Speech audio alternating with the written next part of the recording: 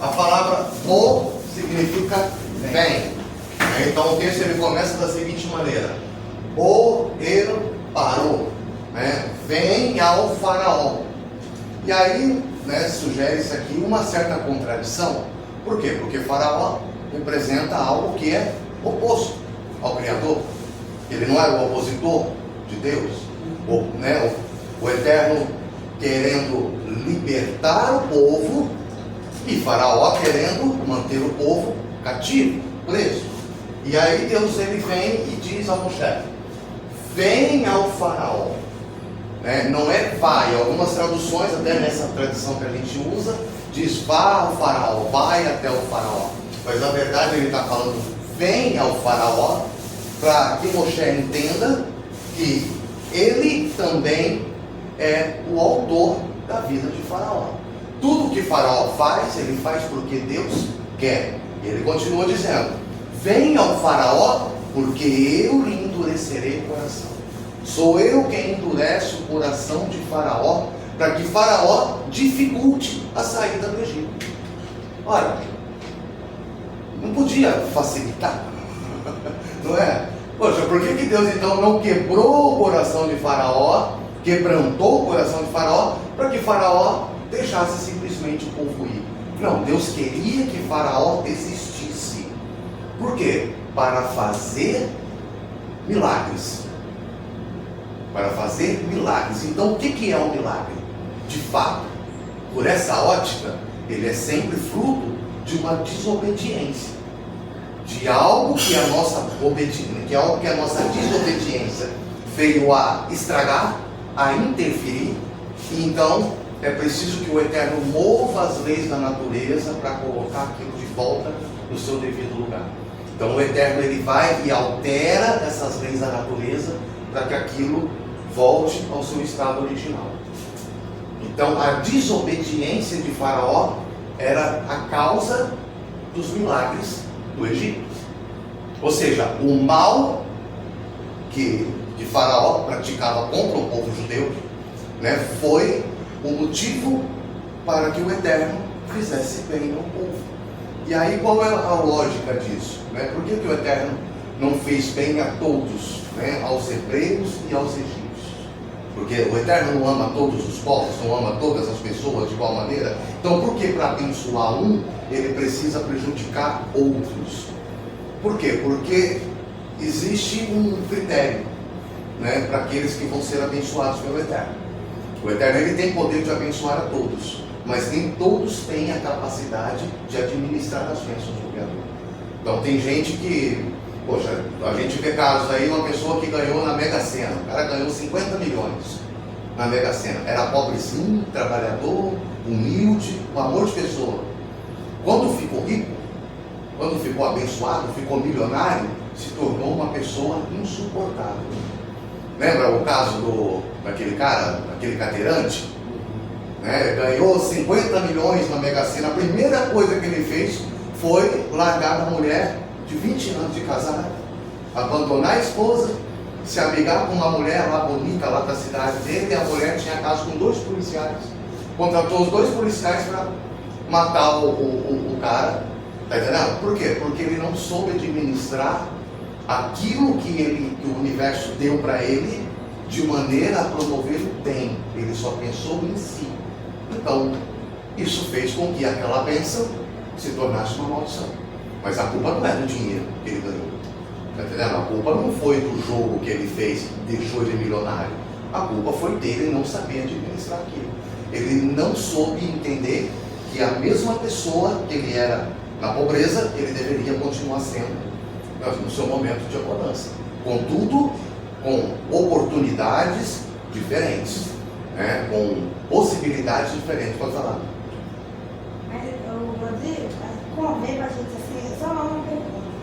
Convém para nós que estamos na Torá jogar esses cursos? Assim, a conveniência ela se trata do quê? Se eu tenho, por exemplo, hoje eu estou com um palpite aqui de sorte, então eu vou fazer um joguinho, vou lá, vou jogar na Mega Sena, vai que cola, vai que eu ganho. A questão é, posso jogar ou não? Isso depende. Por quê? Porque você vai tirar dinheiro de uma conta para jogar na Mega Sena? Você vai tirar dinheiro do sustento do teu filho? Você vai deixar de comprar um remédio? Não. Você só vai poder jogar, os apostadores eles têm essa filosofia. Só aposte aquilo que você pode perder. Tá entendendo? Então você tem um dinheirinho ali sobrando que você pode jogar.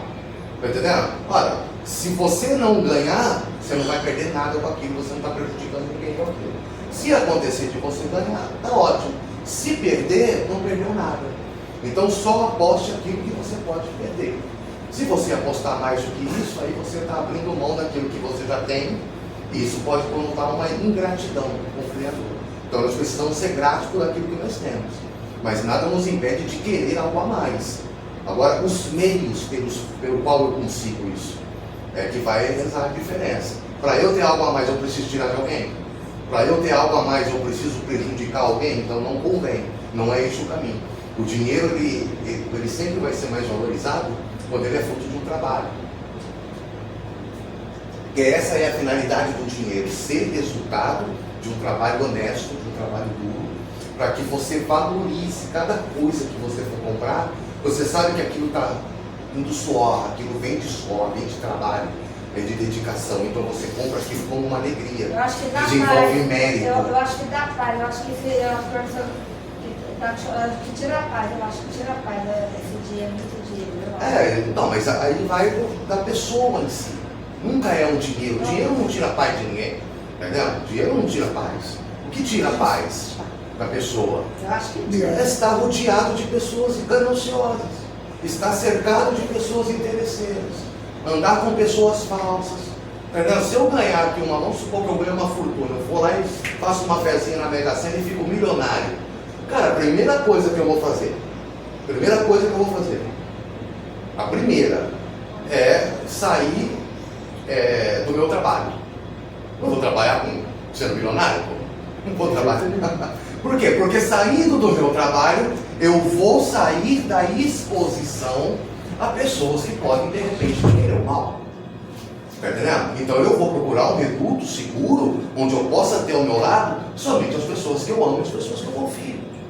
Então eu não vou sair me expondo, me exibindo para pessoas que podem, agora ele está milionário, vamos sequestrar. Está entendendo? Agora esse cara está rico, então eu sei onde ele mora, vamos prejudicar. São pessoas que não te conhecem.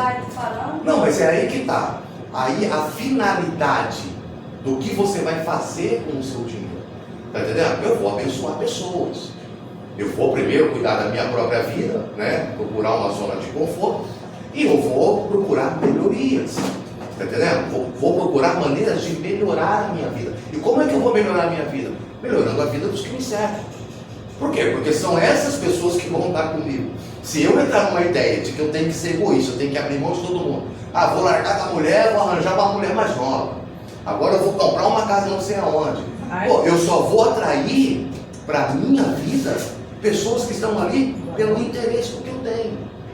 Entendeu? E aí a paz não é o dinheiro que tirou. Fui eu que saí de tudo aquilo que me dava paz e fui em direção ao que vai me colocar em uma situação de conflito. Aí eu vou me rodear de pessoas interesseiras que vão sugar tudo que eu tenho. E quando acabar, vão acabar totalmente com o interesse delas por mim. Tá entendendo? E aí, no caso de pessoas que ganhou o Big Brother, lembra? A tal da Cida, a empregada doméstica, pobrecinha, humilde, guerreira, foi lá, ganhou o Big Brother. 2 anos depois, estava trabalhando de novo como empregada doméstica. Por quê? Porque o pobre ele tem esse sentimento de que ele só é feliz quando ele começar a ter as coisas. Só que você não vê pobre morrendo de depressão. Você vê rico se matando de depressão. E tem muito pobre morrendo de depressão, tá? Tem, mas Você tá enganado. tem porque isso aí é uma coisa que está, de uma certa maneira, agravada. Mas depressão de pobre é falta do que fazer. Tá entendendo? Não. Vamos ser sinceros. Eu não tenho tempo de ficar depressivo. Quando tem trabalho, pode ficar feliz.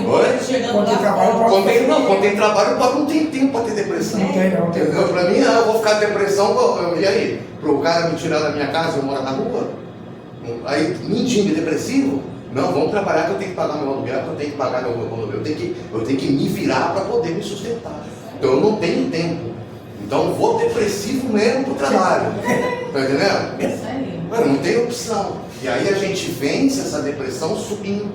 E aí a ideia de Faraó, venha ao Faraó, é justamente isso.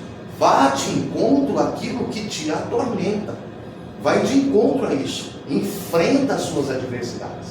Quando uma dificuldade se colocar na tua frente, se você fugir, essa dificuldade ela vai ter um ângulo preferencial para ela, porque ela vai poder te atacar pelas costas. Eita, é pior. Não, você tá num campo, aparece um leão. Isso aí, os aborígenes lá da África, eles sabem como lidar com essa situação. Aparece um leão. Se você se virar e correr, você nunca vai correr com a velocidade de um leão. Tá entendendo? E você está dando para ele um ângulo em que ele tem vantagem sobre você, porque você está de costa. Então ele vai te pegar. Agora, se você fica de frente e incha o corpo, os africanos fazem isso. Se eles verem um leão, eles aumentam o volume do corpo. Tá entendendo? Não parte pra cima não, tá maluco? Fica parado, não. Fica parado. Fica parado mostrando, porque se você for pra cima, você vai apoiar ele. Aí, em vez de atacar você, ele vai se defender de você. E vai te matar do mesmo jeito. O urso é a mesma coisa, o urso. O urso também. Mas ele você tem que ficar parado e olhar no olho, olhar nos olhos. Mostrar que não tem medo, é isso? Mostrar que não tem medo. Igual o entendeu? cachorro, né? Cachorro bravo. Exatamente, o cachorro, você vier avançar pra você, você olha, tá entendendo? Assim, eu não recomendo isso, porque às vezes o cachorro ele vem. Mas enfim, a psicologia é essa. Que você se coloque diante da tua ameaça, mostrando que você não está oferecendo nenhuma ameaça para ela, mas ela também não está oferecendo nenhuma ameaça para você. Então, tipo assim, o leão vai ficar em dúvida, peraí, porque a minha natureza é devorar presas que fogem. Toda a minha estrutura é feita para correr atrás de presa. Essa não está correndo de mim?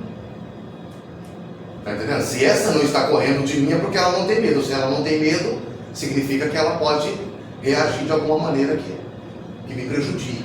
Tá entendendo? Então a ideia é que não é você ir de encontro ao perigo, mas é você saber que certas questões da sua vida não adianta correr. Tem que enfrentar. Tá entendendo? Se tiver que ter uma conversa com o teu filho, você tem que ter essa conversa com o teu filho. Se você tiver que ter essa conversa com o seu patrão ou com a sua esposa, você precisa ir de encontro a isso.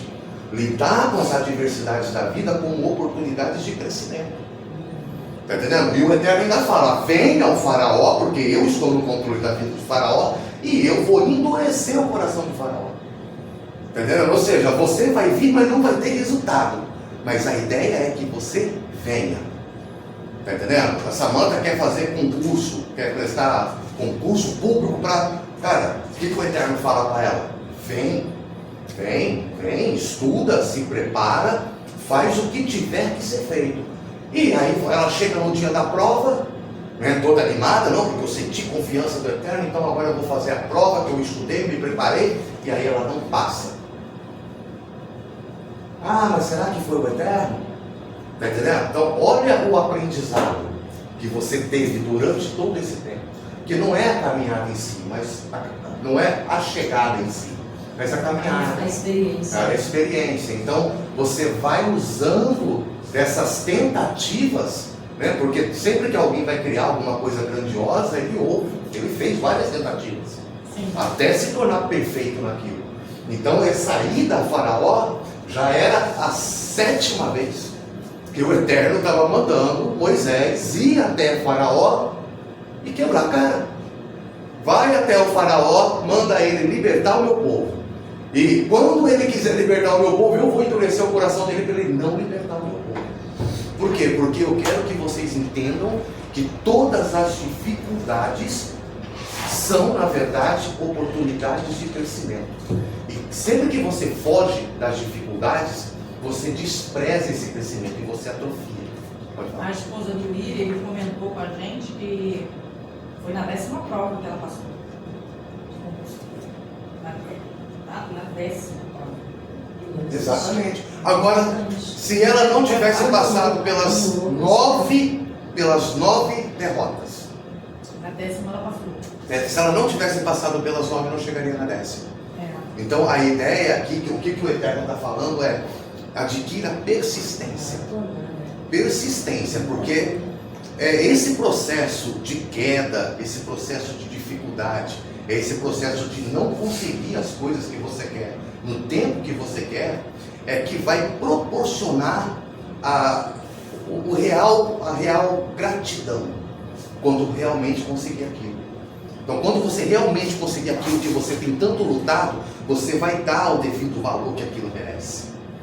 Tá entendendo? Então é a mesma coisa, você pega uma criança pobre, né, uma criancinha pobre, e dá para essa criança um brinquedinho, uma bola, por exemplo. Pega um menino pobre que nunca teve uma bola, na época do Natal, no dia do aniversário dele, dá esse presente simples, ele vai amar aquilo e vai fazer com que aquilo seja o objetivo da maior alegria dele, porque ele nunca teve nada. Agora pega uma criança que sempre teve tudo e dá um brinquedo top, de última geração.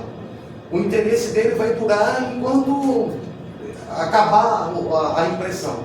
Ele vai ficar impressionado com aquilo, vai amar, e no primeiro momento, assim que surgir um outro interesse, ele vai deixar aquilo de lado. Então tudo que a gente deseja, a gente consegue.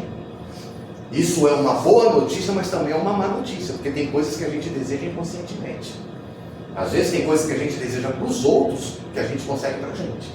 Por isso que é bom saber que eu preciso também desejar para o outro, porque o desejo é meu. O que eu desejo para o outro, o universo vai trazer para mim, porque o desejo está partindo de mim. O universo não quer saber para quem vai isso, tá entendendo? Ele quer saber de onde isso está surgindo. Ela está saindo aqui desse centro, né, desse centro de energia, desse corpo físico. Isso está enviando aqui para o universo uma vibração de desejo de paz, de desejo de alegria. Essa é a vibração que ela está enviando, e o universo vai corresponder na mesma frequência. Ah, mas é paz e alegria que eu desejo para o outro. Não importa, está entendendo? Não importa. A fonte do desejo é você. Então é você que vai receber isso. Então deseje bem para os outros, deseje bem para si mesmo. Está entendendo? Porque todo mal que eu desejo para o outro é algo que resulta naquilo que vem de mim. Então, dentro dessa perspectiva do vem ao faraó, nós podemos compreender que o Eterno ele preenche todos os lugares. Não existe um lado em que o Eterno esteja e o outro lado em que ele não esteja. O Eterno ele está nesse ponto, nessa região, porque aqui é luz, então o Eterno não está na escuridão, porque a escuridão é uma ausência. Não é uma ausência de Deus, é uma ausência de percepção. Está entendendo? A luz, na verdade, ela é um ocultamento. Não é, de fato, uma ausência do Criador. Porque se o Criador não está na escuridão, então significa que ele não é onipotente, que ele não é onipresente, que ele não preenche todos os espaços. A questão é, existe o lado da luz e existe o lado da escuridão. E aqui nessa ideia das 10 pragas do Egito, ela está tratando justamente desse outro lado, que é a Sitra Ahá. Então existe o lado da Sefirot, que são os lados receptores de luz, né? Essa luz, o Eterno, ele envia essa luz para essas emanações, ele se expressa através dessas emanações que são as Sefirot. Existe um lado da luz, é por isso que Sefirot também tem vínculo com esfera, né? Uma esfera, por exemplo, que não tem nenhuma esfera. Aqui, vamos colocar isso aqui como uma esfera. Então aqui está a luz, né? E eu vou ver a luz incidindo nessa superfície. Mas existe um outro lado aqui, né? Esse outro lado, ele não contém a luz. E isso na Kabbalah é chamado de Sitra Ahá, que é o outro lado das Kelipotes que não recebem a luz do Criador. Está entendendo? Contudo, as Sefirot são receptáculos de luz. Como eu vou administrar isso? Aí depende do meu contato com a luz. Não há ser humano que não se guie através das suas Sefirot interiores.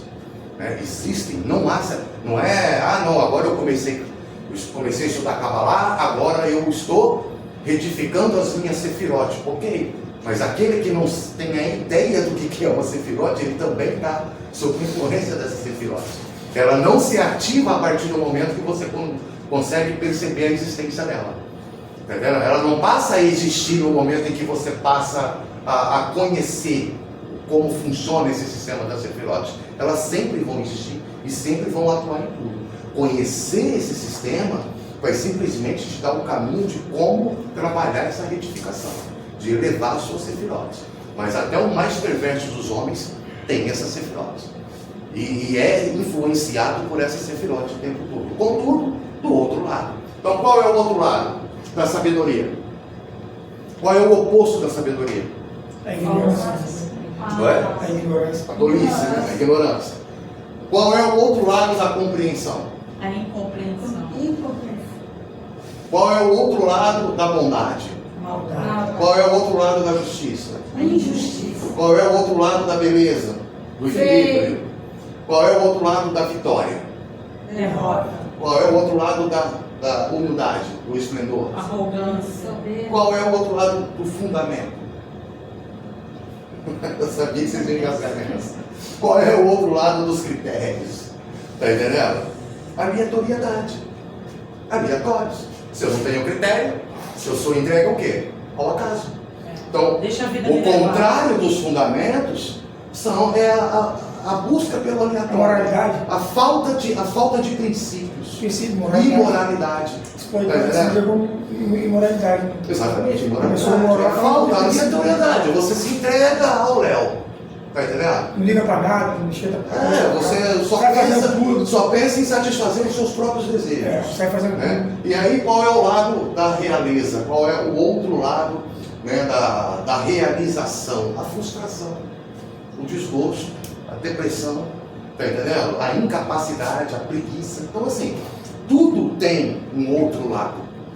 E nós estamos tentando, com muito esforço, captar essa luz, chamada Torá, que Torá é a instrução da luz, para ativar o lado iluminado dessas Sefirotes. Mas nós vivemos muito mais tempo na Sitra do que dentro da dinâmica que é apresentada pelo Criador. Então nós precisamos virar o lado, entendeu? Nós estamos, a nossa condição natural é a Sitra. É a Sitra. Tanto que pega uma criança inconsciente, ela sempre vai trabalhar todos esses lados aqui do lado da Sitra. Você vê criança fazendo bondade? Não, a criança é egoísta, ela só pensa nela. Mas não é que é um defeito, é que ela ainda não tem uma consciência apta para receber a luz. Então você vê criança fazendo bondade, você vê criança fazendo justiça. Tá entendendo? Você vê criança agindo com equilíbrio. Tá entendendo? Você vê criança conquistando alguma coisa? Não. Você vê criança sendo humilde. Isso é muito difícil. Então existem algumas almas que vêm com essa iluminação mais capacitada. Existem, mas são raros. Porque a ideia é que nós invertamos essa situação. Está entendendo? Que a gente transforme a nossa Sitra, tá entendendo? Em luz. Em luz. Então, é realmente sair de um lado, né? Não tem o lado negro da lua? Tem um lado negro da lua? Porque assim, você vê, a lua, ela não gira em torno da Terra, ela gira com a Terra, não é isso? A Terra, ela está aqui girando em torno de si mesma, mas a lua não. Ela só tem uma face. Então, enquanto a Terra gira em torno do Sol, ela gira com a Terra, mas ela não tem um movimento de translação. Ela só tem a rotação, ela não gira em torno de si mesma. Da mesma forma são as Sefirotes. Está entendendo? Elas estão sempre com uma face voltada para o Eterno, né, que existe a Irampim, pequena face, a face alongada. Essas faces estão sempre voltadas para o Criador, sempre voltadas para a luz, mas existe a Sitra. A Sitra está ali, está entendendo? Contudo, ela não recebe luz. Mas não é que ela não exista, ela está oculta, entendeu? Porque o Eterno, ele quer trazer o quê? Revelação, ele quer transformar. Então ele não vai apresentar, nunca você vai ver um cabalista apresentando Hormá como tolice, né? Entendimento como ignorância. Não, porque isso já é o estado natural. Então nós precisamos transformar essas camadas em luz, fazendo com que a Torá, né, o Zohar dessa paraxá, né, ele diz: todo aquele que estuda a Torá, ele recebe o mérito de vencer o seu acusador. Porque há um acusador, nós temos acusadores na terra e nós temos também um acusador no céu, diante do Criador. Nós temos acusadores celestiais e acusadores terrenos. E aí o Rabino Yehudá pergunta por quê? Nós que estudamos Torá, nós não deveríamos ter ninguém nos acusando. Por que nós temos alguém nos acusando? Qual que é a função então? Aí o Rabino Hayag diz que a importância de você ter um acusador. Ninguém gosta de ter um acusador. Para corrigir. Exatamente. A ideia de você ter um acusador é você se policiar. Então, por que você não sai fazendo o que você quer? Por causa da impressão que vai causar nos outros. Essa coisa, eu não ligo porque os outros pensam. Eu adoro esse pensamento. É um sonho que eu tenho. De não ligar para o que os outros pensam. Mas na verdade, lá no fundo a gente liga. Porque todas as nossas ações, elas dependem de uma correspondência. Tudo que a gente faz para causar alguma impressão boa em alguém, ou não. Ou alguém aqui, não, deixa eu sair xingando mesmo. Está entendendo? Não, nós estamos em processo de retificação. Então, o que o outro pensa, e como nós estamos nessa transição de uma alma coletiva, nós precisamos perceber que a nossa alma é uma única alma coletiva. Então isso faz com que a forma como as pessoas te olham também seja importante para você. Está entendendo? Isso faz com que a gente comece a entender que o que o outro pensa é importante sim. Claro que é. Porque é a forma como ele me reflete.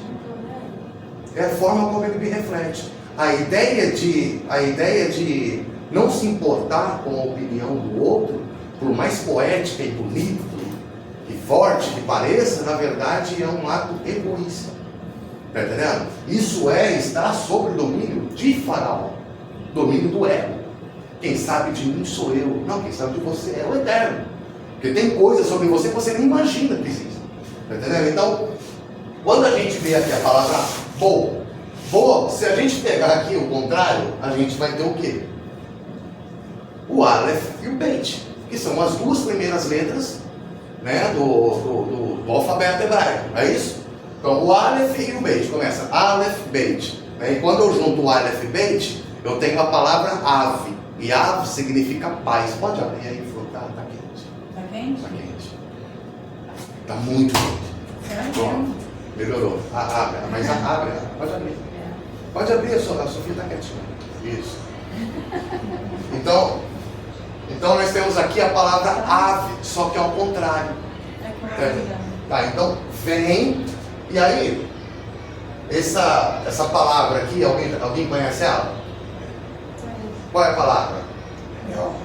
El é um nome de Deus. Não é isso? Um dos 72 atributos. Oi? Um dos 72. Exatamente. Então, como a gente entende esse El? Ele é Deus, é a palavra comumente usada para traduzir Deus, traduzida como Deus. Então, El Shaddai, o Deus Todo-Poderoso, ou Deus Poderoso. El Elyon, que é a prefiguração como Deus apareceu a Melquisedeque. Como Abraão, ele apareceu como El Shaddai. A Melquisedeque, a consciência de Melquisedeque, era de El Elyon, o Deus Altíssimo. Ou seja, o Deus soberano, Altíssimo, que ainda não havia sido internalizado. Mas essa é a ideia de Deus Altíssimo. Existe o Deus transcendente, que é o Criador na sua essência, intocável, imperceptível, incognoscível. Mas existe essa percepção de um Deus interior, um Deus interno. E essa é a percepção que o povo de Israel vai trabalhar. Essa percepção de um Deus interno. Existe o Deus eterno, o Deus de longe, existe o Deus de perto. Esse Deus Makif, essa luz circunvolvente que não se envolve, que nos envolve, mas não se envolve com a nossa realidade. É uma luz de fora. Ela nos cerca, ela nos rodeia, tá entendendo? Mas ela é ainda uma luz inacessível para nós. Ainda que ao nosso entorno, ainda que ela nos guarde, ela não penetra em nós. Então ela vai penetrar em nós como como pinimi, essa luz interior. Essa luz interior é que vai trazer essa percepção da divindade. Mas aquele que é influenciado somente por Makif, ele sempre vai entender Deus como algo distante dele. Então ele pode até buscar a percepção de Deus, mas numa dinâmica religiosa, de subserviência, né? Essa coisa de não, eu não posso fazer isso porque Deus está olhando, tá entendendo? Não, porque Deus vai ver, então vai ser sempre uma relação distante, né? Porque essa luz, ela nos permeia. A gente consegue perceber a existência de um Deus, mas a gente ainda não consegue se conectar a Ele, porque essa luz está fora. Mas quando a gente abre esse canal, né, esse CAF dentro de nós, essa luz ela penetra e começa a desenvolver uma percepção interior. Isso é chamado de pnimi, luz interna. Quando ela entra dentro de nós, então a gente começa a trabalhar o que se chama de espiritualidade. É o caminho público e o caminho secreto. Aí, bom, então essa palavra, ela é o mesmo nome de Deus. Se eu tirar esse pontinho aqui, eu tenho El, que é o nome de Deus. Só que quando ela tem essa, né, esse aqui é o Sere, né? Quando eu coloco Sere, eu tenho El, é o nome de Deus. Sempre que ela aparecer na Torá, se ela tiver dois pontinhos embaixo, é porque o nome ali é o nome de Deus. Mas quando ela aparece com esses três pontinhos, aí já não é o nome de Deus. Ela está funcionando aqui como uma preposição. O que é uma preposição? Ligação. É uma ligação, é um artigo, é isso, minha flor? Preposição é preposição, ela liga.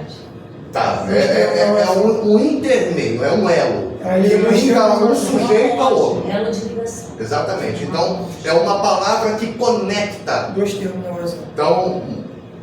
Então isso aí, dois termos na oração, né? Ela liga dois termos na oração. Isso aí. Aí então o que acontece? Quando ela atua, quando essa mesma palavra, que é o nome de Deus, quando ela atua, né, como uma preposição, ela está vinculando duas coisas. Então, por exemplo, o primeiro texto, a primeira frase dessa paraxá é Vaidaber Adonai El Moshe. Então esse El Moshe, Adonai, o Eterno, El Moshe. Ou seja, ele está ligando o Eterno ao Criador. Então o que é El? Dentro da Kabbalah, ela vai atuar como uma força regente, não é? El, cadê? Aleph, né, que é força, e o Lamed, que é o cajado, que conduz, que direciona. Então a força regente. Então essa força regente, ela funciona como uma conexão entre o homem e o Criador. Então quando ele vem aqui, vem ao faraó. Esse El, ele está antes de faraó. Ou seja, o Eterno aqui está à frente de faraó. Então ele está fazendo essa conexão. Então o que vai levar o Eterno, o que vai levar Moshe à presença do faraó? O próprio Criador. Porque ele está indo de encontro por meio dessa conexão. Aí El. E nós temos aqui a palavra parou, faraó. Vamos fazer a gematria aqui. Qual é o valor numérico do Beit?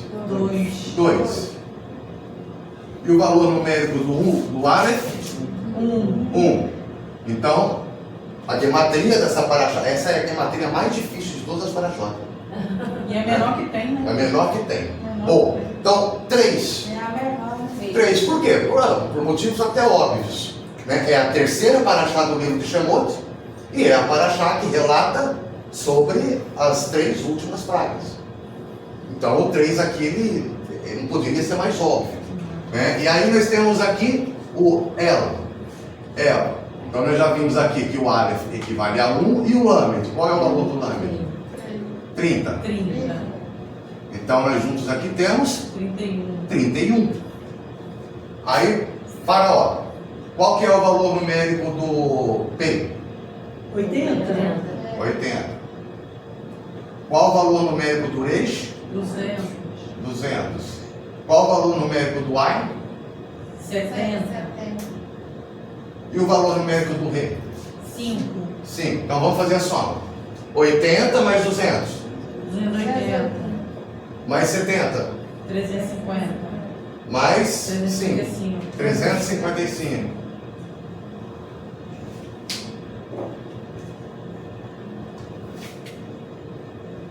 355. 3 mais 3? Não, 355. Ah, tá. 355. 355, pronto. E sabe que 335 é o número de dias do calendário lunar. O calendário hebraico ele tem 355 dias. O calendário hebraico. Entendeu? Então o faraó está vinculado a essa ideia de todos os dias do ano. Nós precisamos combater o nosso ego. Ele está presente todos os dias. Hoje eu venci o meu ego. Amanhã precisamos lutar de novo. Todos os dias do ano. É um ciclo. O faraó está ligado, né? Oi? O faraó está ligado dentro de cada um. O faraó está ligado dentro de cada um. Assim, é a nossa batalha diária.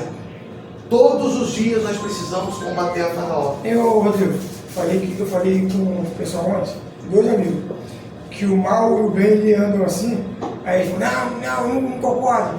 O diabo não anda junto comigo, não. Assim mesmo. Paciência. Aí, 3 mais 5, Foi.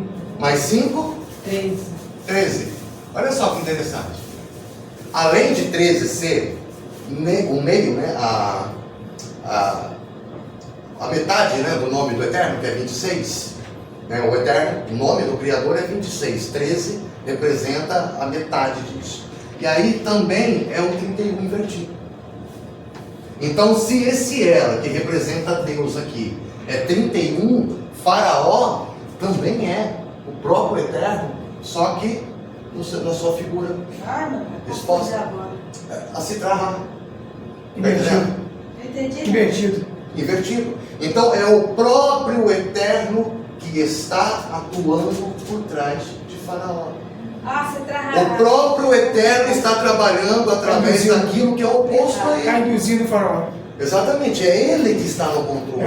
Então, esse 31 e esse 13 é a mesma sequência de números. Rodrigo, tem uma outra passagem também que é parecida com isso aí. A passagem de quando Balaque e Balaão, né? Balaão queria amaldiçoar o povo porque ele queria grana de Balaque. Né? Aí Deus apareceu para ele, cochilando ali, Deus apareceu para ele, no sonho. Sim. Aí ele falou assim, você quer ir lá, né? Falar, amaldiçoar o povo lá, você só vai falar o que eu botar na tua boca. Sim, é isso aí. Tipo assim, você vai fazer o que Balaque está mandando, mas porque eu quero que você faça. Você vai fazer do jeito que eu quero. Isso aí. Exatamente. Então assim, 13 e 31, ou seja, nós temos aqui a figura do Criador e nós temos aqui a figura do Faraó. Só que ambos compartilham da mesma essência, porque o Faraó, ele nada mais é do que a Citraha daquilo que é o Eterno. Ele é o outro lado, mas é a mesma essência. Então o Faraó ele está atuando ali como um serviçal do Criador. Está entendendo? Então, da mesma forma que Moshe está servindo ao Criador em ir de encontro ao Faraó para libertar o povo, o Faraó também está servindo ao Criador na intenção de dificultar o povo. Sabe o que é interessante nisso tudo aí, Rodrigo? Desculpa aí te cortar aí. Pode falar. O que é interessante nisso tudo é que o homem, o ser humano, ele acha que por si só ele está fazendo alguma coisa.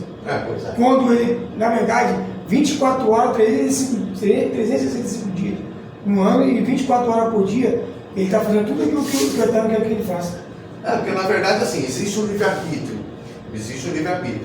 Mas o livre-arbítrio, como ele funciona de verdade?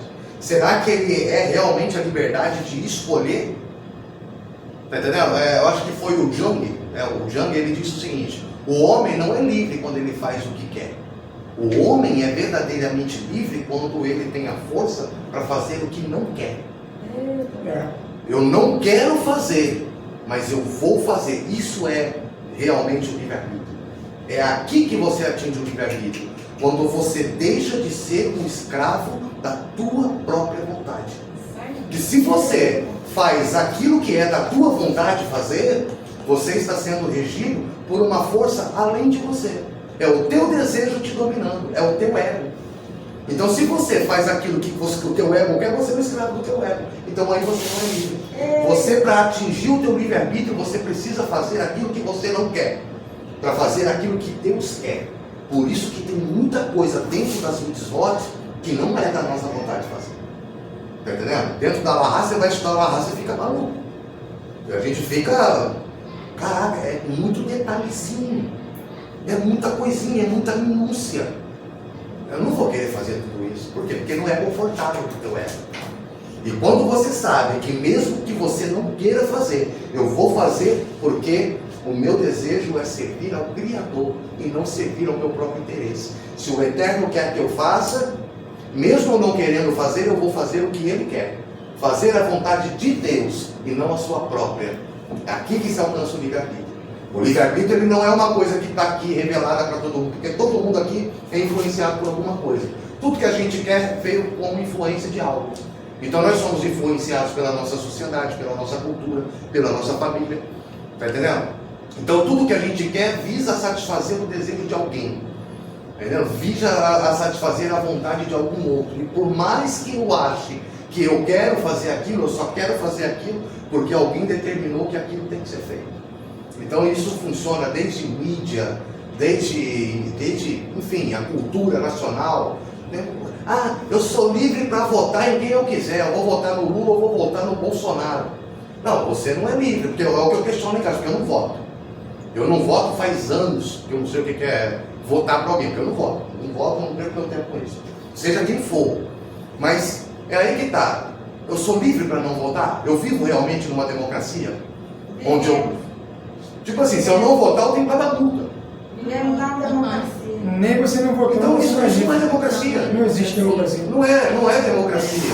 Uma democracia de verdade, Você ela precisa também me dar o não... direito de não votar. É. Isso. E não somente a obrigação de votar e a liberdade de só escolher em quem votar. E se eu não quero votar em ninguém? Na democracia a gente pode escolher, porque na ditadura nós não podíamos. Mas é aí que está, filha. Eu não posso escolher. Você é Olha só, obrigado a votar. eu posso escolher em quem votar, mas eu não posso escolher não votar. Aí você tá, nós estamos na Entendi. democracia, porque a gente pode escolher nosso candidato. Mas é aí que está, não, olha Quem só. escolheram os militares. Não, olha só, o que a gente vive, ó, presta atenção.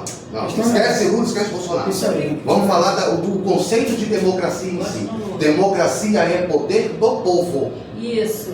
Poder do povo. Ou seja, o poder, a própria Emana Constituição ela reza o do seguinte: povo. o poder emana do povo, mas aí que vem a pegadinha. É. Através de seus representantes eleitos. Então não emana do povo. É aspa, A gente dá o poder para eles. É aspa ou vírgula, né? Tá entendendo? Então assim, o poder emana do povo, mas através dos meus representantes eleitos. E se eu não quiser representar ninguém? E se eu não quiser que ninguém me represente? Não pode. Então não é livre.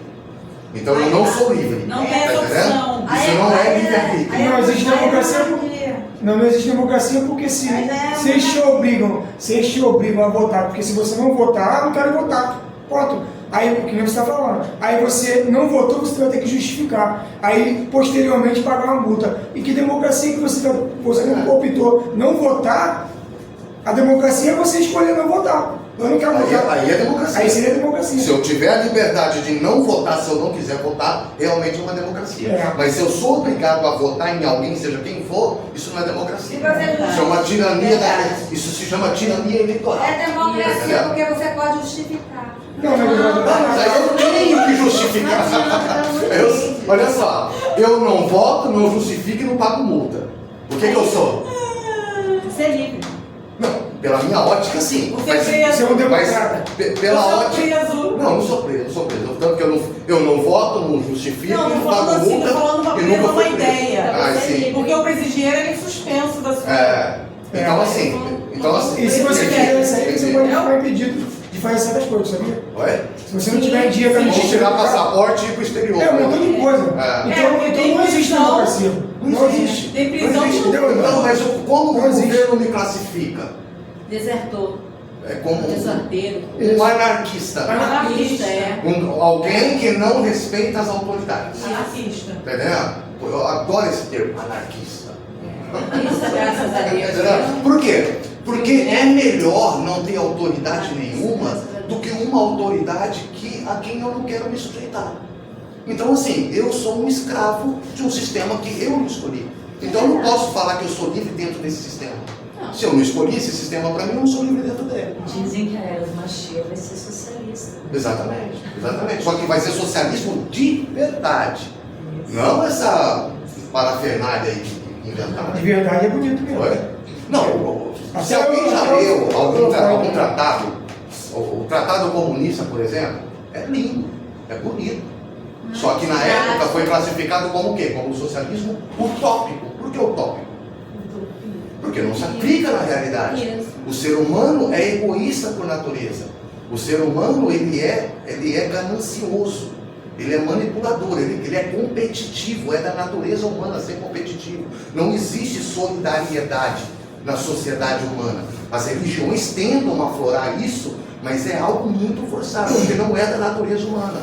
Então por isso que eles se gabam, o único sistema de governo que dá certo é o capitalismo. Óbvio, por quê? Porque o ser humano é mau, ele não gosta de compartilhar, tá entendendo? O ser humano ele não gosta de dividir, ele quer o tempo todo conquistar, ele quer competir, ele quer estar acima, ele quer estar sempre competindo, é uma realidade. Então não tem para onde correr, mas o capitalismo funciona porque ele é bom? Não, o capitalismo funciona porque nós somos maus. Está entendendo? Então, querer inverter essa situação não tem como. Então, sempre que o socialismo ou o comunismo ele alcançar o poder, para ele se manter no poder, ele vai ter que criar um sistema ditatorial. Está entendendo? Por mais que a intenção lá em cima seja nobre, a única forma de se manter é através do poder ditatorial, para sufocar o desejo humano, para sufocar a liberdade de pensamento humano. Por quê? Se um ser humano ele não tiver regras, ele não tiver um condicionamento para aquilo que ele pode ser, comprar ou fazer, ele começa então a de novo crescer e dominar sobre o mundo, só que sem ter capacidade para isso. Entendeu? A gente não é feito para ser dominado pela natureza. A nossa essência ela quer o tempo todo dominar sobre tudo. Tanto que a gente não tem uma estrutura física compatível para viver em nenhum ambiente nesse planeta. Por isso que a gente precisou desenvolver o nosso intelecto para poder criar moradias, para poder criar roupas, para poder criar elementos de subterfúgios que capacitem a nossa sobrevivência aqui. Mas a gente não consegue sobreviver como sobrevivem os animais da floresta. Até os índios que moram lá com os animais no meio da floresta, eles precisam desenvolver casas. Eles precisam desenvolver algum tipo de subterfúgio externo. O animal não, o animal ele tem a sua garra, ele tem a sua pena, ele é totalmente adaptado para o seu meio. Nós não, nós precisamos adaptar o nosso meio a nós. Então nós precisamos modificar o meio ambiente para poder ser parte dele. Os animais de verdade não, eles conseguem pertencer ao meio ambiente preservando ele. Então nós precisamos o tempo todo alterar, porque na verdade nós não somos esse mundo. Essa é a verdade, nós não somos esse mundo. Não. Nós não somos desse mundo porque este mundo é nosso. Sobrevivencialismo. Esse é o ponto. O ser humano procura não somos esse os ETzinhos, a gente Nós não somos esse mundo porque nós não somos propriedade dele. Essa é a verdade. Esse mundo é propriedade nossa. Nós somos dominadores do mundo. Nós somos dominadores do mundo. Então, desde os mundos de caos até o Olam Rabá, tudo acontece aqui. É nesse mundo, nesse planeta. O Olam Rabá vai ser aqui. Tá entendendo? Não tem negócio de paraíso. Vamos pro paraíso. Não, é aqui. Vai ser uma terra preparada. Vai ser aqui, tá entendendo? Essa é a nossa casa. Nós mandamos aqui. Tá entendendo? Tá entendendo? Nós mandamos, só que nós, é a mesma coisa você dar uma Nossa casa, ideia de você dá uma mansão na mão de um adolescente viciado em droga. Eu tô entendendo. O que ele vai fazer? O que ele vai fazer? Calma. Eu achava que tu ia pro céu. Vai depredar. Eu achava que tu ia pro céu. Ana Duarte. Vai ter a restauração, então. Pra mim, que a nossa genética vai O mudar. Olam Rabá, ele é uma extensão percepção das coisas, adaptação das coisas. Quando fala, porque às vezes a gente confunde a palavra mundo com planeta. Mundo é uma coisa, planeta é outra. Esse planeta é o nosso mundo. Mas o que é mundo? O mundo é o sistema das civilizações humanas sobre o planeta. Então o que é o mundo? É o sistema humano. A sociedade humana, as civilizações humanas. Isso constitui o mundo. Você acha que o planeta tem fronteiras de países? No planeta não existem fronteiras. Quem determina essas fronteiras? É o mundo, que é o sistema da organização humana que está sobre o planeta. O planeta, ele é um organismo vivo e pulsante. O mundo não. O mundo, esse é o sexto mundo que impera sobre a Terra. Já houveram 6 extinções em massa. 5, né? 5 extinções em massa. Essa é a última. Tá entendendo? Graças a Deus. Graças a Deus. Enfim. Aí então. Vai ter mais um apocalipse. Então, quando a gente faz a soma, vamos somar as palavras dessa frase aqui. Sim, sim. Vamos somar as palavras para a gente poder fechar.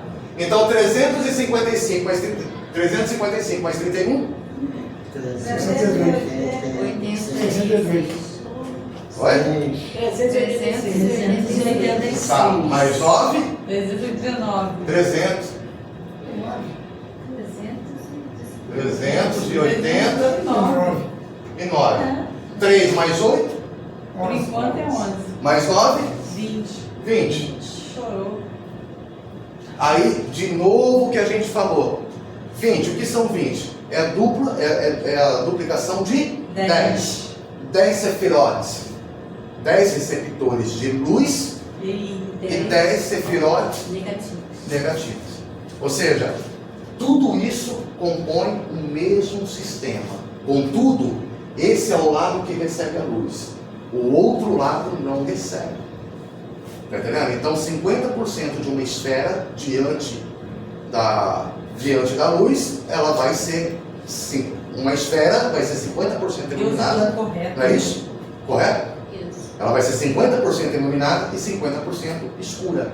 Então, existem os lados de luz e existem os lados das galipotes. Existem um lado para se tratar. Então, a cigarra seria o inverso da árvore, da vida. Exatamente. Seria O lado morte. é o outro lado. Seria Imagina a aqui. morte. Imagina, aqui eu não Eu vou entendi. tirar. É forte, né? Tá preso, tá preso. Tá preso? Tá preso com parafuso? Tá. Tá? Tá preso, tá preso. Acho que está com fita. Deixa Deixa quieto. Eu acho que Então, ela tá aqui. lá em cima, acho que fica mais Então tá. Aqui, ó. É fácil. Então aqui, ó. Nós temos aqui o lado que recebe a luz. Não é isso? A luz está incidindo aqui. Entendeu? Então esse é o lado da divindade. Esse é o lado que nós devemos buscar. Mas existe o outro lado. Imagina que a luz não está aqui, ela vai acompanhar. Ela vai acompanhar essa frente. Olha a parte preta aí. ó. É a parte preta aí. Tá entendendo? Esse lado não recebe a luz. Essa é a Sidraha. Não quer dizer que nesse lado não exista o Criador. O Criador existe, mas ele está oculto. E quanto mais eu emerjo nessa escuridão, quanto mais eu permaneço nesse estado de ausência de luz, mais o Criador se oculta. Então, esse é o nosso estado natural. As nossas sombras. Esses somos nós. Mas Tá entendendo? E esse é o nível que a Torá quer nos levar. Vale a pena. Esse é o resultado do estudo da Torá. Receber a luz, porque uma vez que eu percebo a luz, eu vou perceber a existência desses atributos divinos aqui. E então eu vou começar a trabalhar isso. Opa, existe uma sefirá aqui chamada Hod, humildade. Então eu preciso ser mais humilde. A luz está me mostrando que eu preciso ser mais humilde. Agora a luz está me mostrando que eu preciso ter regozijo, que eu preciso alcançar meus objetivos, vitória. A luz está mostrando que eu tenho o potencial de alcançar os meus sonhos, de realizar os meus desejos, de ir em busca daquilo que eu quero. Então, a luz está me revelando Yesod. A luz está me revelando que eu preciso ter critérios, que eu preciso ter fundamentos, não é isso? A luz está me revelando que eu preciso trabalhar minha bondade. A luz está me revelando como retificar essas forças dentro de mim. E essas forças já estão ali, elas existem, independente da minha consciência ou não. Então, se eu quero deixar que o lado de ocultação me domine ou continue me dominando, não tem problema nenhum. Tem problema, tá entendendo? Por quê? Porque aqui também está o Criador. Só que você não vai alcançar a elevação espiritual. E você não é obrigado a se elevar espiritualmente. Você é obrigado a se elevar espiritualmente? Você se sente obrigado? Você está aqui porque você tem a obrigação de vir? Se você ficar 3 semanas sem vir na Beit, alguém vai te ligar, vai te cobrar alguma taxa de... Você não tem obrigação nenhuma de aqui. Você está aqui porque você quer. É desejo. Você sai da sua casa e vai em direção a uma comunidade, estudar a Torá, porque você sente esse desejo dentro de você. Não é porque ninguém te força, não é porque ninguém te obriga. Então você sai dessa situação de luz, de trevas, e vai em direção à luz, porque a luz te chama, a luz te convida, não é isso? A luz, ela te atrai. Hoje Marcelo até colocou um vídeo lá do cara que morreu, né? Pô, aquele vídeo ali, caraca. Você vê que não basicamente eu acredito que aquilo ali. então, e aí ele diz que num certo momento, quando ele se aproximou da luz, ele já não precisava mais ir em direção à luz, Tá conectado. porque a própria luz o empurrava, o puxava, como um imã.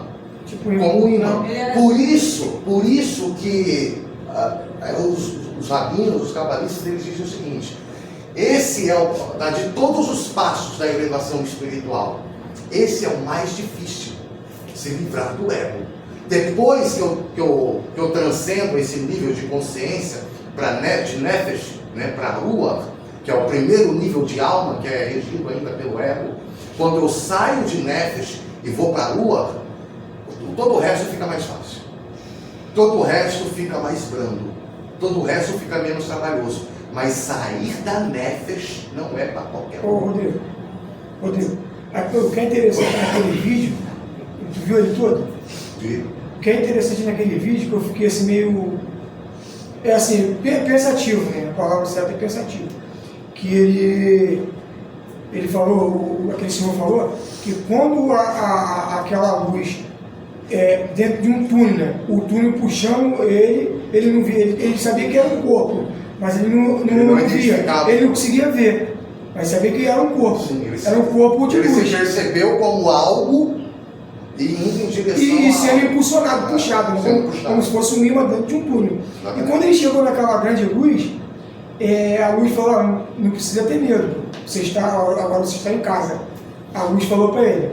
Ele falou que viu uma silhueta, né? Só que ele não viu quem era a silhueta, ele viu silhueta de alguma coisa, e ele falou que naquela grande luz existia pequenas outras luzes iguais a ele.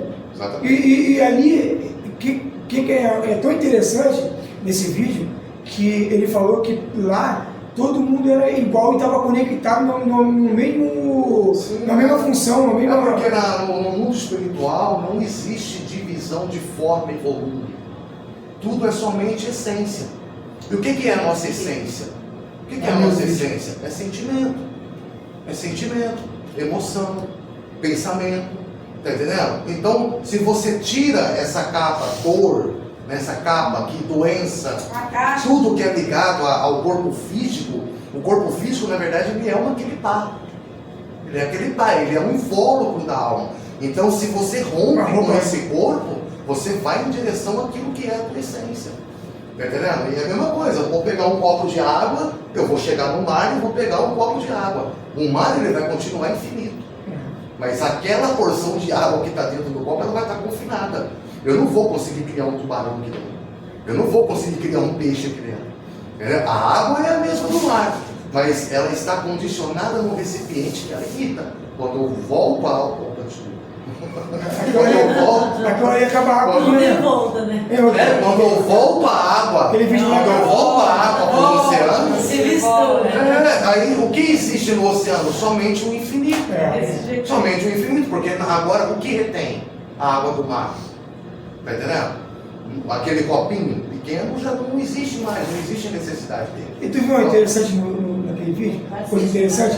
Que ele falou assim, ele falou para a luz, falou assim, agora você vai voltar pro teu corpo. Eu falei, não quero Ninguém voltar. quer. A alma, a interessante é que a alma não quer voltar para a matéria. Vamos reduzir o negócio aqui. Quem aqui fica feliz de acordar e ir trabalhar de manhã? Vou ser sincero. Não. Ninguém. Não, eu falo assim, eu acordei, agora tem que começar a luta. Tá entendendo? Porque você sai de uma condição em que nada te... Cara, você tá dormindo, nada te incomoda. É Nada, bom te demais, é bom nada demais. te afeta. É bom Porque demais. você está num nível de consciência onde é só você e as infinitas possibilidades dos sonhos. Tá entendendo? De vez em quando aparece um pesadelo, mas o pesadelo só faz eu levantar, abrir o olho e dormir de novo para ter um sonho, não tem problema. A questão é, eu estou em um estado de paz. Porque o sono é uma semi-morte. É o mini-morte. Né? Mas aí eu tenho que acordar para trabalhar. É a mesma coisa a alma. Entendeu? A alma, ela está lá no seu plano original, na sua essência, e aí vem as forças superiores e falam só, você vai ter que descer para trabalhar. Ah, não, agora não. Tá entendendo? Mas tem que ir, tá entendendo? Então você quer fazer um trabalho bem feito? Eu saio do meu trabalho, eu quero fazer um trabalho bem feito, para quê? Para poder voltar para minha casa, tá entendendo? Eu voltando para minha casa, eu também trago comigo os frutos do que eu trabalhei. Então eu vou fazer um trabalho bem feito para manter o meu emprego e poder manter o meu sustento. Só que a alma, ela tem essa mesma percepção. Então o nosso dia a dia nada mais é do que uma microvisão daquilo que a alma desempenha, desde os princípios do tempo. Tá entendendo? Então a alma, ela vem, ela faz o seu trabalho, ela pode ser promovida ou não, e se ela não for promovida em um emprego, ela vai ser em outro. Tá entendendo? É assim que funcionam as reencarnações. Tá entendendo? Quanto mais eu me aprimoro, quanto mais eu me elevo, uma pessoa melhor eu me torno. E a ideia da alma é essa: estar em um ambiente totalmente de escuridão e de vazio para trabalhar a fim de trazer a luz divina para esse mundo. A ideia aqui não é a gente se elevar até Deus, é a gente preparar este mundo para que Deus possa descer até ele. Essa era a missão da vida do Heber. É difícil isso. Então assim, a ideia é que nós... Fazer a consciência divina. A ideia é que todos nós possamos trabalhar na intenção de tornar esse mundo uma morada para o Criador. Tá entendendo? Essa é a nossa função aqui. Então não adianta, eu vou cuidar da minha vida, eu vou cuidar da minha casa. Não, você também tem que cuidar da casa dos outros. Você também tem que ter um senso de ambiente onde você está. Se você está na rua, você não vai jogar uma sacola na rua, você vai sujar a casa de Deus. Tá entendendo? Então, o asseio, a forma de se comportar, a forma de tratar os outros, tudo isso colabora. Tá entendendo? Todo o bem que você faz gera um bom exemplo. E esse bom exemplo, ele vai repercutir para fora de você. Tá entendendo? Tem a ideia de que uma borboleta, né, que bate a asa aqui, provoca um terremoto no Japão. Não é isso? Então, assim, tudo vai repercutindo e ganhando novas repercussões. Então, todo bem, por menor que seja, ele vai repercutir num bem maior. Só que também tem o outro lado. Todo mal, por menor que seja, também vai repercutir no mal maior. Então, o que o universo vai me dar? O retorno disso. Aquilo que eu dou para o universo. Gente, volta aquela ideia do começo. Tudo aquilo que eu desejo para o outro, o universo envia a mim. Porque não adianta eu desejar o bem de quem só deseja o mal a si mesmo. Eu posso desejar o bem para a Ana, mas aí a Ana vai lá, fuma crack, fuma maconha, cocaína, cachaça e fica se destruindo. O bem que eu desejo a ela vai fazer algum efeito nela? Tá entendendo? Mas vai fazer efeito em mim. Vai fazer efeito em mim. Então, assim, deseje bem para todos o tempo todo. E por mais egoísta que esse pensamento possa parecer, ele é verdadeiro. Deseje o bem para os outros, porque isso é bom para você. Amém. Desejar o bem te faz bem. Tá entendendo? Então, todo o bem que você faz para o outro, no momento em que você precisar, aquilo vai voltar. Porque é assim que funciona. O universo, ele é como um mercado. Ele é como um mercado. Você leva aquilo que você tem condições de pagar. Amém? Então, Amém. fechou? Vai no resenha.